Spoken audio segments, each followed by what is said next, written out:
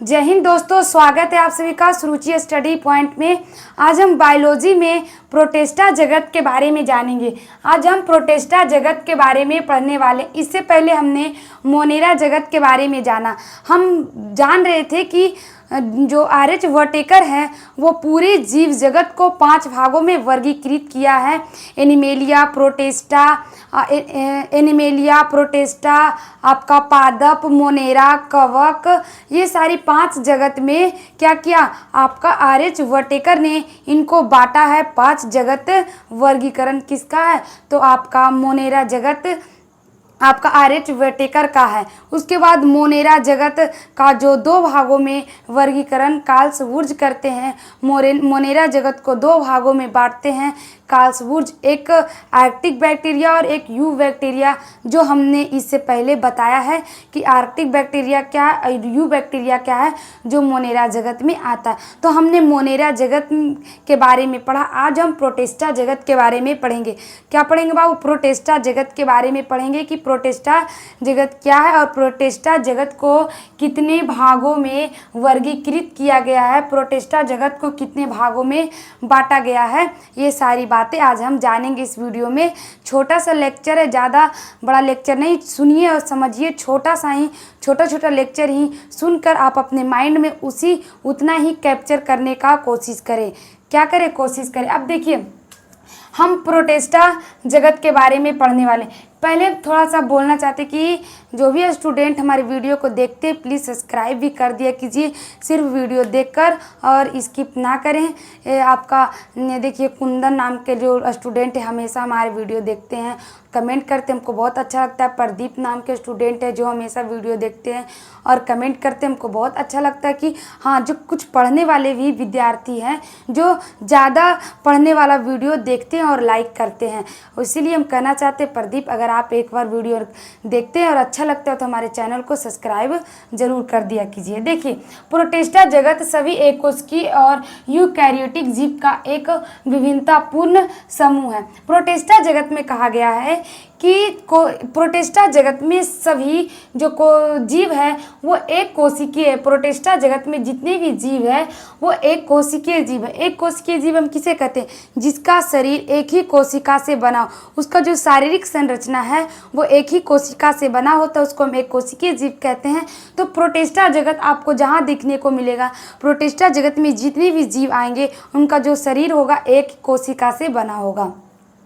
कहा गया है कि प्रोटिस्टा जगत सभी एककोशिकीय और यूकैरियोटिक जीव का एक विभिन्नतापूर्ण समूह है। कहा गया कि देखिए, विभिन्नतापूर्ण यूकैरियोटिक जीवों का विभिन्नतापूर्ण क्या है? समूह है। यूकैरियोटिक मतलब क्या हुआ? जिसका जो केंद्रक है सुविकसित नहीं रहता, वो निम्न कोटि के जीव होते हैं। तो ये क्या है आपका? हम कह सकते हैं ये आपका यूकैरियोटिक जीव होंगे। तो आएगा क्वेश्चन, जो प्रोटिस्टा है, प्रोटिस्टा कैसा जीव होता है? तो एक कोशिकीय और यूकैरियोटिक जीव होते हैं। ये कैसे होते हैं? एक कोशिकीय और यूकैरियोटिक जीव होते हैं। इनमें पौधे, जानवर या कवक नहीं माना जाता। आप ये गलतफहमी में मत रहिएगा कि हम प्रोटिस्टा को पौधे के रूप में मानते हैं, जानवर के रूप में मानते हैं या कवक के मानते हैं। ये कवक, जानवर, ये सब हम इनको नहीं मानते।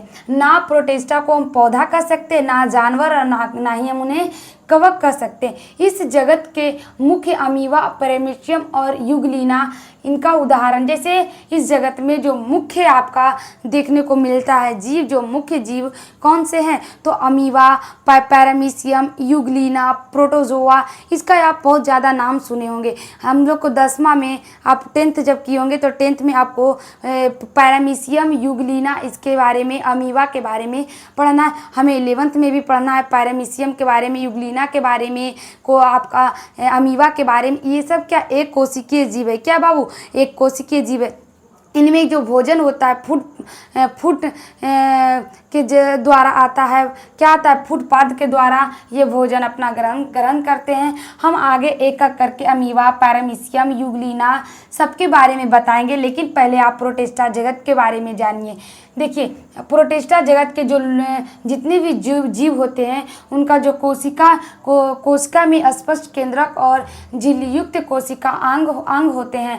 देखिए बहुत सारे ऐसे बैक्टीरिया आप देखेंगे जिसमें केंद्रक नहीं होता, उसमें कोशिकांग नहीं होते, लेकिन प्रोटिस्टा जगत के जो भी जीव हैं वो एक कोशिकीय हैं। भले ही वो एक कोशिकीय हैं लेकिन उनमें क्या होगा, उनमें क्या होता है, कोशिका में स्पष्ट केंद्रक और झिल्ली युक्त कोशिकायांग पाए जाते हैं।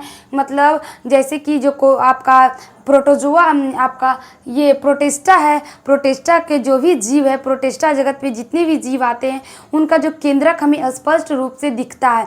क्या दिखता है? केंद्रक स्पष्ट रूप से दिखता है और उनमें कोशिकांग पाया जाता है। बाबू क्या पाया जाता है? कोशिकांग पाया जाता है।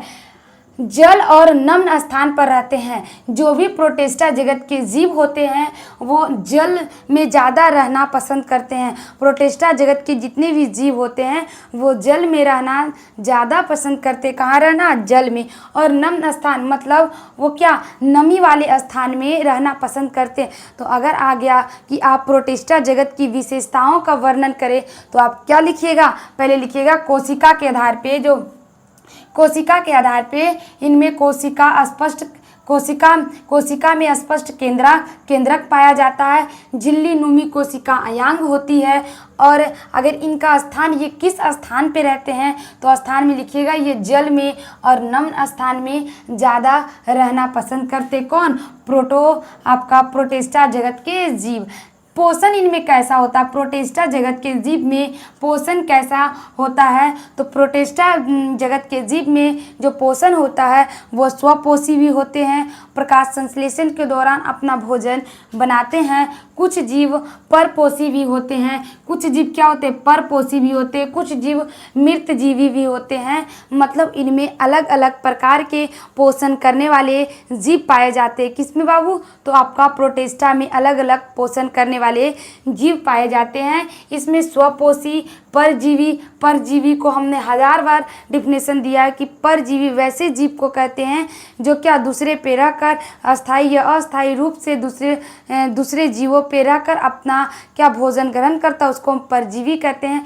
मृतजीवी भी आपका पोषण कौन करते हैं? तो प्रोटिस्टा जगत के जीव करते हैं। इनमें प्रजनन कैसा होता है? प्रजनन इनमें कैसा होता है?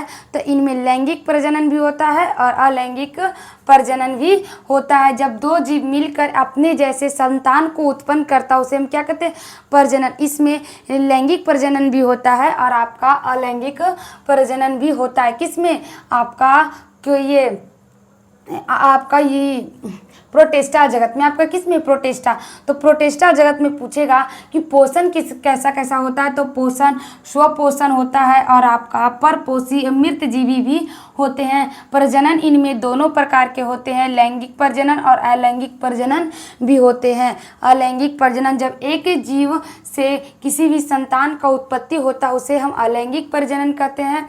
और जब दो जीव मिलकर अपने जैसा समान संतान को उत्पन्न करता है उसे हम लैंगिक जनन कहते हैं। इनमें दोनों प्रकार का होता है। देखिए प्रोटिस्टा शब्द किसने दिया? Ernst Hückel. अर्नस्ट हैकेल ने प्रोटिस्टा शब्द को दिया था। अर्नस्ट हैकेल ने प्रोटिस्टा शब्द को बताया था। प्रोटिस्टा का जो खोज था, प्रोटिस्टा शब्द का खोज किसने किया था? तो बाबू अर्नस्ट हैकेल ने किया था। ये हम पहले ही बता चुके हैं। इसमें राइबोसोम होता है, वो कितना होता है? 80S राइबोसोम होता है। इसमें राइबोसोम कितना होता है? अपना 80S राइबोसोम होते हैं। जो एक कोशिकीय जीव होते हैं उनमें आपका 80S राइबोसोम पाए जाते हैं। ये निम्न कोटि के जीव होते हैं। इनमें राइबोसोम की मात्रा 80S पाए जाते हैं। अब देखिए प्रोटिस्टा जगत को वर्गीकरण किया गया है। जैसे R.H. वटेकर ने क्या किया? जीवों को 5 भागों में बांटा। उसी प्रकार से फिर आगे चलकर जो प्रोटिस्टा है, प्रोटिस्टा को भी पांच भागों में वर्गीकृत कर दिया गया। प्रोटिस्टा को भी क्या किया गया? 5 भागों में वर्गीकृत किया गया। आइए देखते हैं प्रोटिस्टा जगत का वर्गीकरण। क्या देखते? क्लासिफिकेशन ऑफ प्रोटिस्टा मतलब प्रोटिस्टा जगत का वर्गीकरण के बारे में हम जानते हैं। इसमें पहला है क्राइसोफाइट्स,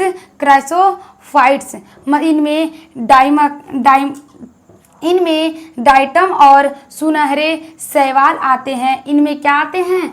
तो डाइटम और सुनहरे शैवाल आते हैं। आपने आप देखते होंगे कि शैवाल होता है, काय उई लग जाता है उसको हम शैवाल, तो इसमें क्या आते हैं? डाइटस और सुनहरे शैवाल आते हैं, जिनकी कोशिका भित्ति सीलिया से बनी होती है। जिनकी कोशिका भित्ति किससे बनी होती है?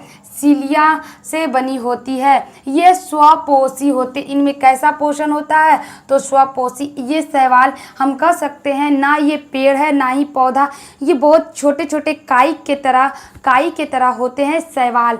ये शैवाल, तो शैवाल में कैसी पोषण होता है? तो ये स्वपोषी होते हैं, प्रकाश संश्लेषण के मदद से अपना भोजन बनाकर ग्रहण करते हैं। आपको ये ज़्यादातर आपको क्राइसोफाइट्स आपको ज़्यादातर समुद्र में देखने को मिलेंगे। ज़्यादा कहाँ मिलेंगे? समुद्र में देखने को मिलेंगे।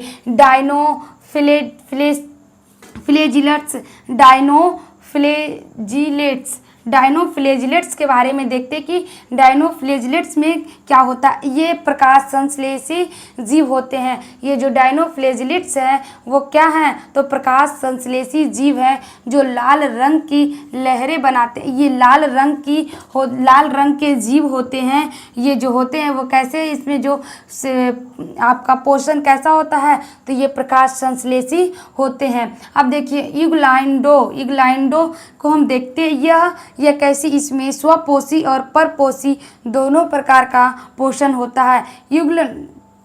नोइड में कैसा पोषण होता है? इग्लोनोइड में यह पोषण करता है, स्वपोषण और आपका परपोषण, दोनों पोषण इसमें होता है। अब देखिए आपका आ गया उपांग।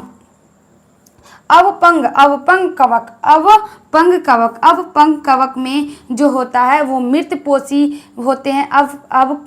जो अवपंग कवक होते हैं, वो जो कवक होते हैं एक प्रकार का, वो क्या होते हैं? मृतपोषी होते हैं, जो अपना भोजन पेड़ की टहनियों से और सड़ा गला पत्ता से अपना भोजन ग्रहण करता है। उसको हम वैसा पोषण किसमें होता है? तो अवपंग कवक में होता है। हम प्रोटोजोआ के बारे में कल देखेंगे। आज हम यहीं तक रहने देते हैं। जय हिंद। प्रोटोजोआ को देखने के लिए प्लीज़ वीडियो को सब्सक्राइब कीजिए और अपने दोस्तों के पास शेयर करना ना भूलें। जय हिंद।